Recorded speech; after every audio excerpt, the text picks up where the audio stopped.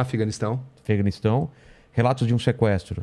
Quando eu fui sequestrado pelas Farc, eu e o cinegrafista, né? E o produtor. Isso foi quando? Foi durante a Copa do Mundo da África do Sul. Foi em 2006. E você estava lá numa matéria sobre eles mesmo?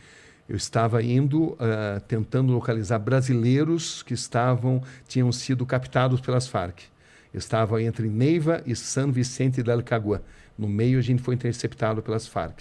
Eles achavam que a gente estava a serviço de americanos. E nos sequestraram, prenderam todos os nossos equipamentos.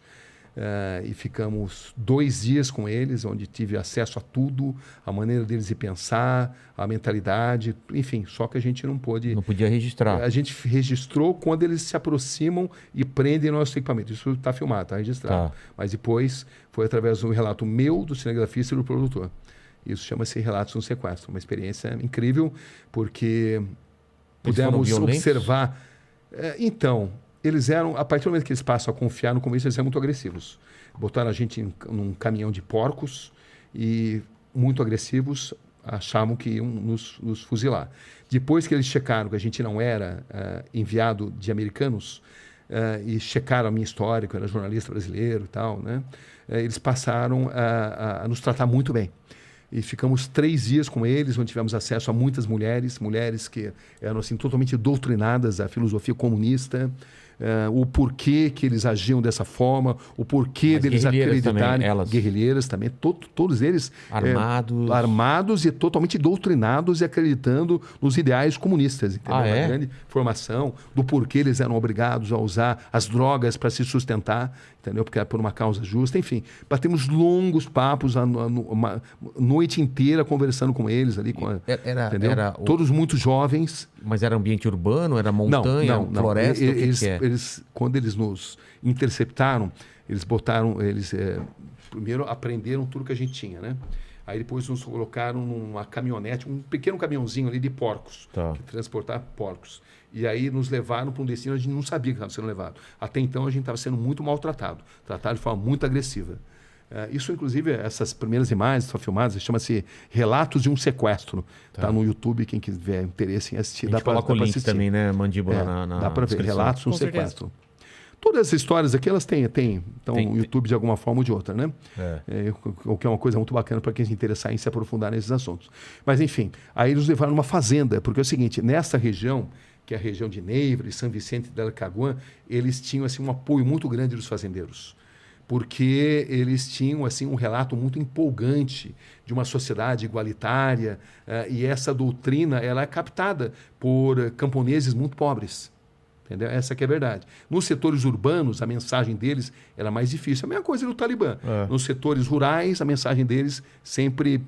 ressoa mais. Ressoa mais, né? Se propaga mais. Já nos setores urbanos, mais intelectualizados, menos. Entendi. É a mesma coisa das Farc. Nos setores rurais, a mensagem deles sempre foi mais forte, né?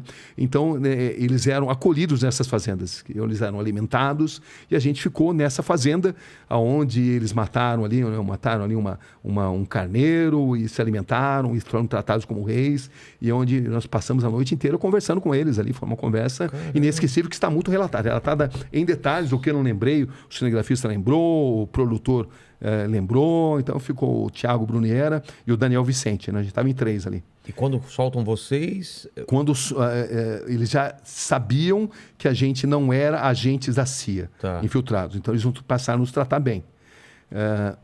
Chegaram até a dizer, em algum momento você pode voltar aqui, entendeu? Mas isso nunca chegou a acontecer. Então, pra você ver como é que é, né? Eu saí para fazer história de brasileiros, que eles confirmaram que ele não tinha brasileiro. Eles falou que existiam brasileiros, me deram vários exemplos, né? Foram cooptados pela causa e vão lutar com eles. Exatamente. Enfim, foi uma conversa inesquecível, né? Mas também me impressionou muito o grau de alienação. Como eles eram assim, manipulados. Tinham um conhecimento geral muito pouco do que acontecia no Brasil, do que acontecia no mundo, porque eles eram muito manipulados intelectualmente. Tinham até boas boas intenções, eu notava isso, algumas boas intenções, mas eram doutrinados em acreditar na existência de um mundo de fantasias. Entendi. Né? Parecido com um culto quase, né? Exatamente. Muito, muito parecido com isso. Caramba. Isso impressionava muito um entusiasmo. Entendi. Como eles acreditavam na causa. A paixão, né? A paixão, uma coisa muito apaixonante dos homens, das mulheres, e de como eles estavam dispostos a tudo, a morrer por aquilo. Eles estavam dispostos a morrer. Como eu tive a chance de entrevistar guerrilheiros do Hamas, estavam dispostos a vestir uma bomba, e aquilo não era um problema, porque eles acreditavam que iam ter as 7 virgens no pós-vida. Enfim, é um outro tipo de concepção de vida, né? E precisa ser interpretado dessa forma. Aí tem...